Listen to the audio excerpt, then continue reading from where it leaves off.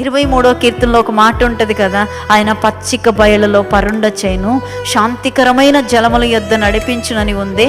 ఆ మాటలను గురించి అధ్యయనం చేస్తూ కొన్ని మార్లంట చిన్న కాలువలో వాగులో ఏదైనా వస్తే గొర్రె దాటలేదంట. మరి కాపరి ఎత్తుకుని దాటిస్తాడండి అంటే చెయ్యడు. కాపరి ఆ పని చెయ్యడు.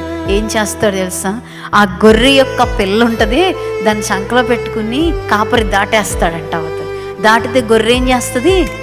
అస్సలు మామూలుగా ఎగరదంట, ఎగురుకుంటూ దాటేస్తుందంట. ఎందుకు? తన బిడ్డ కాపరి చేతుల్లో ఉంది.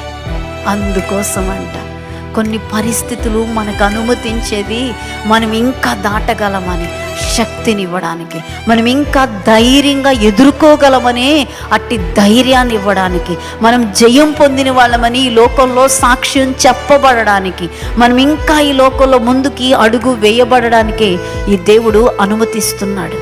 అందుకే ఈ ప్రతికూలతను చూసి కృంగిపోవద్దు.